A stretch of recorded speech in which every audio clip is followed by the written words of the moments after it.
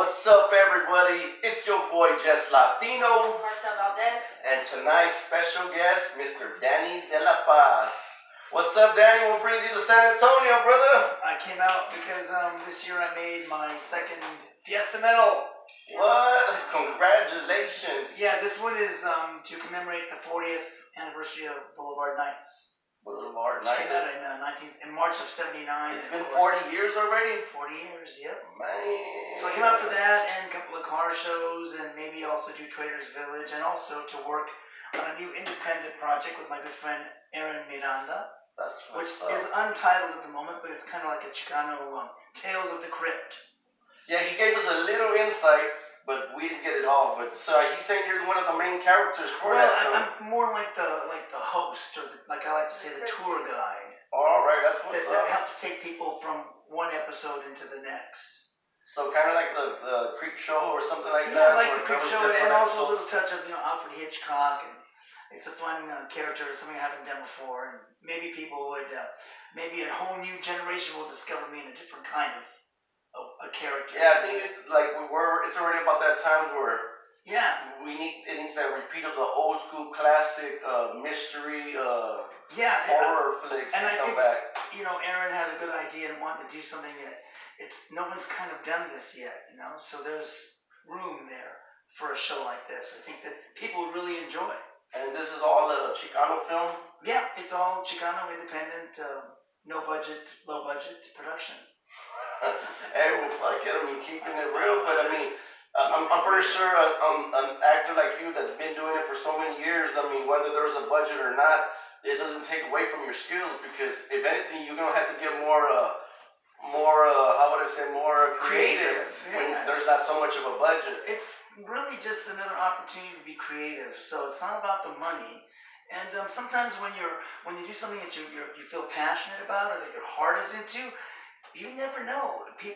That stuff catches fire sometimes, and people find out about it, and the next thing you know, it's the next big thing. I would love for it to just take off on the internet, for people to appreciate it and really like it, and for us to be able to take it to the next level, maybe, somewhere down the line. Oh, with technology, everything's a lot different, you know what I'm saying? Yes. Take it back 30 years ago, and you know what I'm saying?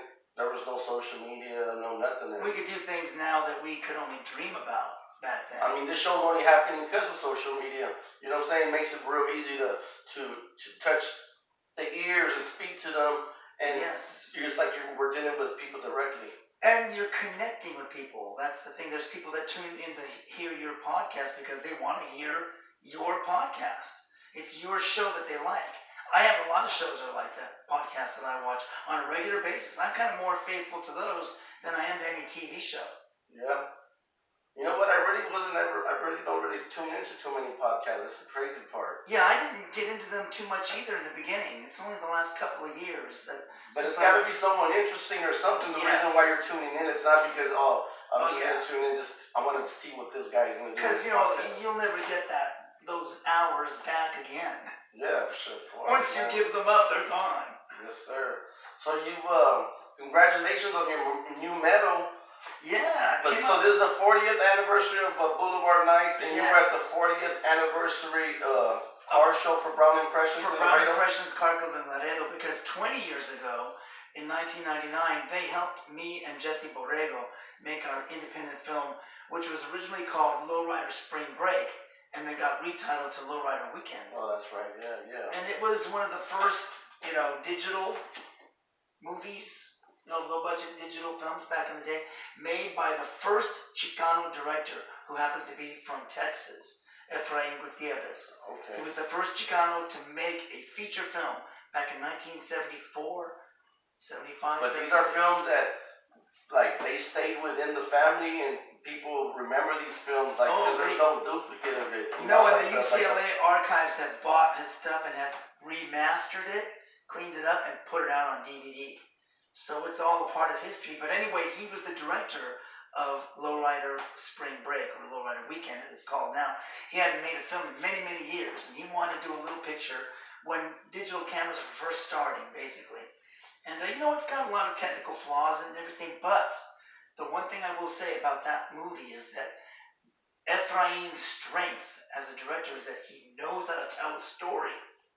So there's so many people out there, like people that like to watch your podcast, who love that movie. They love that movie. I get compliments on it all the time. Yeah. Now, 20 years later, when the internet started getting really popular, people could see it, you know? Yeah, it made it easy for anybody to tune Made in. it more accessible, and it's a popular little movie. People love it. Frost is in it. I mean, the Lowrider movement is big regardless. It is. I mean, you've traveled overseas for the whole Lowrider movement as well. You said you were out many there doing times. some event recently or something? Last October, I was in Japan for my, 7th or 8th time. And I had a wonderful time. You know, I went to a couple of car shows, and I just enjoyed being with my Japanese, godnadas out there, man. But it's a big movement over there. You wouldn't think that all across from far away that these people from out there are just like Raza from out here. They're exactly like it. They have the same spirit for lowriding and the same appreciation of the cultura, and their culture is based on respect and on family, which is the same as ours. So immediately they identify, and they're just so into cars. They're totally into cars. Now over there they can mix it up a little bit, so it may not be all lowriders in one show. You might mix it up and have some muscle cars and some other types of cars, but it doesn't matter because it's the same spirit. Everyone is into the car culture in a big way, and they're very creative over there too. I have a friend, Junichi Shimodaira, and he lives in Nagoya, and he owns his own car customizing shop called Paradise Road. He got that title from that movie American Graffiti. And he likes to do these grills where they're asymmetrical. One grill has one pattern one side and the other has another pattern, as opposed to them being the same.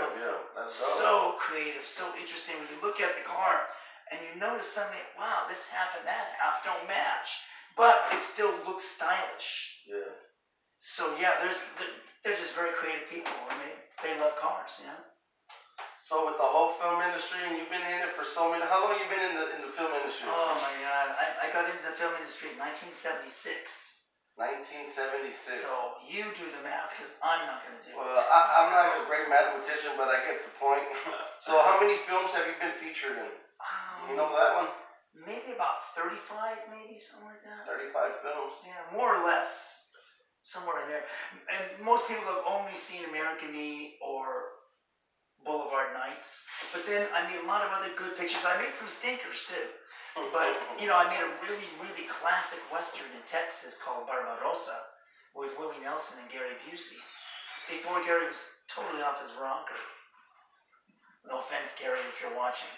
But it's a very good movie, and the Blu-ray is beautiful. Not the DVD, but the Blu-ray. All right. It's really, really good because it was a beautifully shot picture. And a lot of people that are into westerns, the people that are really into western movies, they collect them, that's in their top 10. Barbarossa, classic, they love it. So that became kind of a cult movie, And then I did a movie called Cuba with Sean Connery that's about the days when the Cuba was going from Bautista to Castro, the transition at the end of the 50s. And that's a really quirky, interesting, not a perfect movie, but directed by the guy that directed the Beatles and Hard Day's Night in Hell. More like political type. Yeah, period piece. Yeah. And that's one of my favorites too. I really like that movie, and a lot of people are now discovering that too because they play it all the time on cable TV. But still, a lot of people, most of them will always know you as Puppet for whatever reason, even if you want to drop that character or not. Puppet and Chuco, yeah. But, more recently I did my last gangster film, and probably the last one I'll ever do, was called Kill Capone. And, so I did Boulevard Nights, and then we made American Me 13 years later. And then, I don't know how many years later, 20 years later, we made Kill Capone. And Kill Capone is Boulevard Nights was a young homeboy, and American Me was a little older, in the mid-30s or whatever, early 30s homeboy. And then Kill Capone was somebody who was already well into their 50s and in a wheelchair. So if you watch all three movies and compare all three characters, they could really be the same person. Yeah, it's just like you grew. And in the different periods of their life. If Chuco had lived, he might have become Puppet. And if Puppet had carried on, he may have ended up in that wheelchair that Wizard ended up in. So to me, that's like a trilogy, and I feel very happy that that's done. But for me, I kind of want to move on to other kinds of characters and think a little bit outside the box, you know. Do you have any new films that are coming out besides the independent film you're doing right now in San Antonio? Well, for the past 3 years, this being the 4th year, I have been working as a producer on a new documentary about a man's life. The guy had a very interesting life. Nobody knows who he is. He's a Latino. He died about 5 years ago at the age of 90. And I'm one of the producers on this documentary. Next year is going to be our last year of, this year is our last year of working on it. And next year we're going to get it out on a platform like Hulu or Netflix or wherever we can. That's what's up. Hell yeah. What do you nobody knows him? Like he's not like a famous person? No, he's had a very interesting life, and he did some things that are very noteworthy and that are worthy of, attention. So. And you being you, that you can bring it to spotlight and make. Well, my friend was a personal friend of his. Okay. So for 20 years, my friend documented him.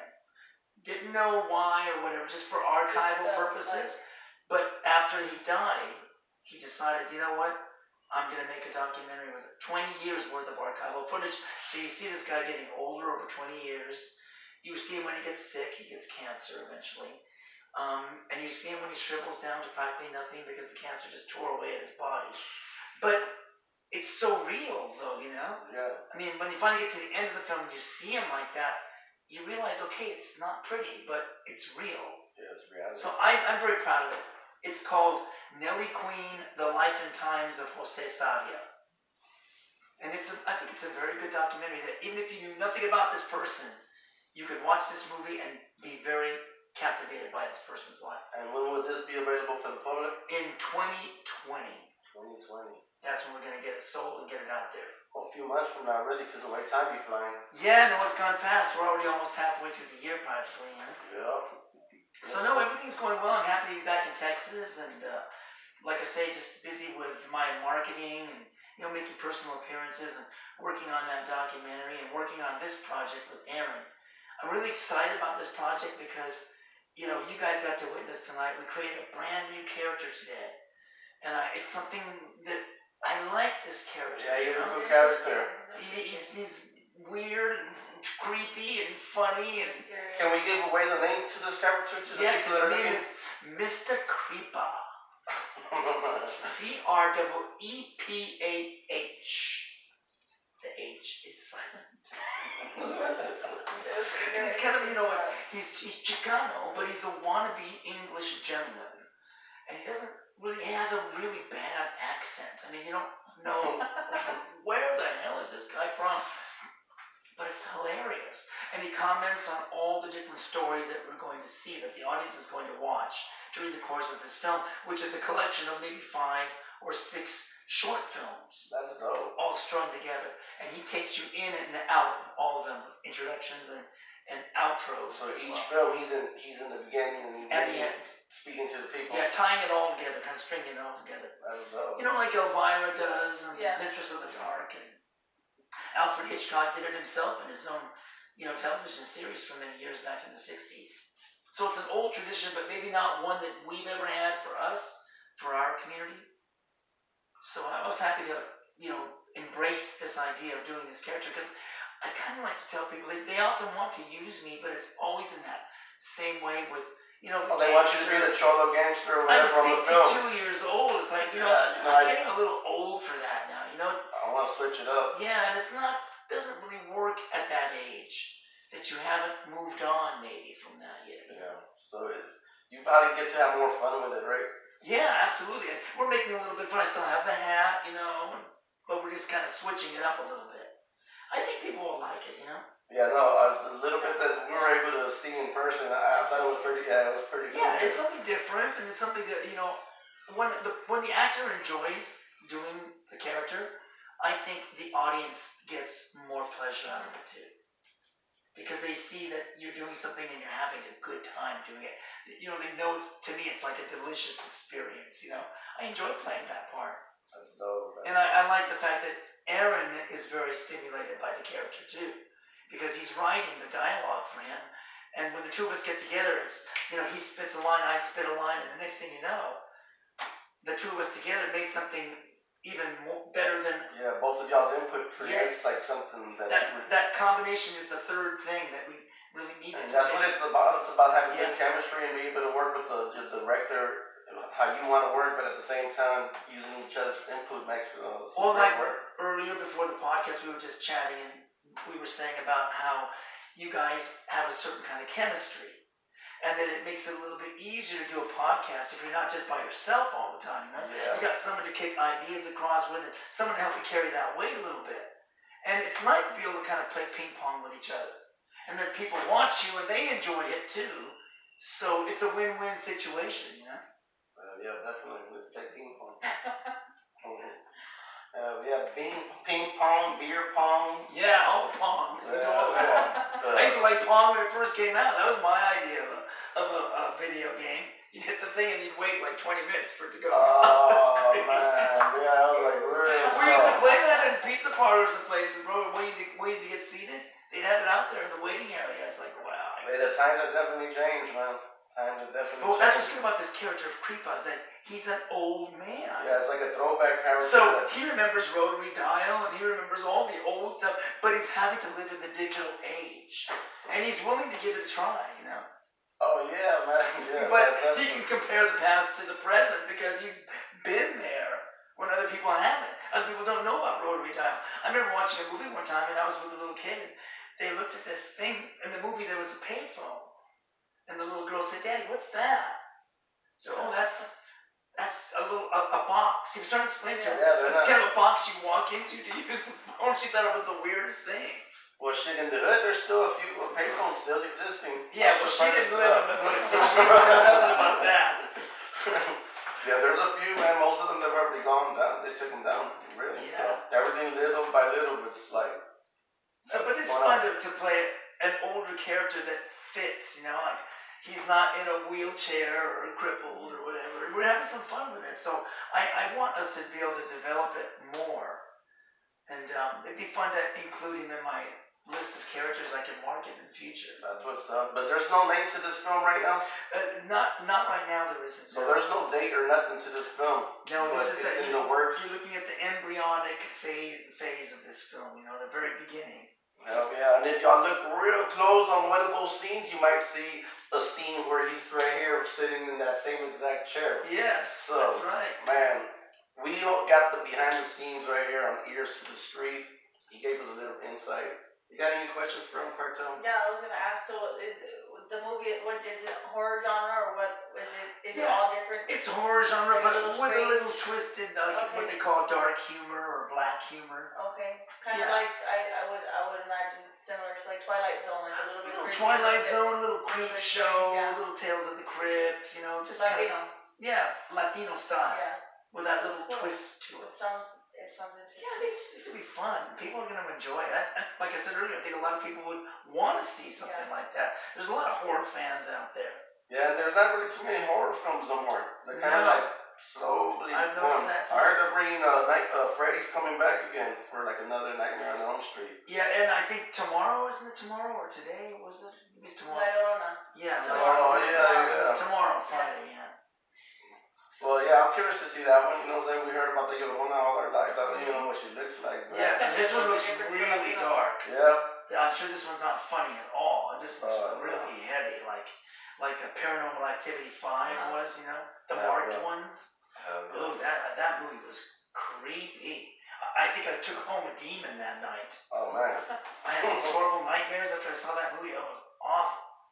Man, I was like, But that's for another podcast. yeah. Hey, man, I appreciate you coming out here and taking your time, you know Oh, what I'm thank saying, you while you're for out here in San Give Antonio. me a chance to, let people know what's going on. I mean, the people And if you always see me around town before I go back home toward the end of the month, get a Fiesta medal. Will you be at Fiesta, by the way? I'm going to try and be there. I don't know where exactly, but I'm going to try and I know we're speaking about that, man. You definitely got to be there at You may be Fiesta. seeing me with my If the Fiesta backpack. commissioners watching, y'all need to have that man out there at Fiesta, Yes, you man. really need for to have sure. me out there somewhere. Otherwise, I'm just going to be walking around with my backpack. Oh, Fiesta medal. Hey, shit. Or Hey, my- that's the real shit, though, right? Or Yeah. my trench coat. With the medal on the inside. Hey, I guarantee you'll probably sell out of medals, though. Yeah, no, they're nice medals, and so far the people really, really like them. Very pleased with them. And they were designed by a designer from California that I've worked with many times, and he's a big, huge fan of Boulevard Nights, so he did his best work on this one. That's dope. That's dope. But thank you very much for having me on your show. I appreciate it. Yes, sir. Thank you very much for coming out here and taking your time. Thank you for coming, I heard of this. We're gonna be looking forward to those films. Yeah, You know what I'm saying? I'm sure Aaron will come back, because he's not far from All your social medias, Danny De La Paz. Dan De La Paz on Facebook. It's /AdamBoy13, ATOMBOY 13, and then on Instagram it's @BigPuppet, one word. One word. There it is, man. Y'all follow him so you can tune in where he's gonna be at next. I'm Yes. doing events all over the country, different car shows, different big events, movies. Where's Waldo? Where's Waldo? He's still being looked for, but we know where you're at, and you're in San Antonio. Yeah, and I'm loving it too. I love You. Appreciate you, brother. Thanks Thanks again. very much. Exclusive one right here, man. Here's to the street, Danny De La Paz, baby.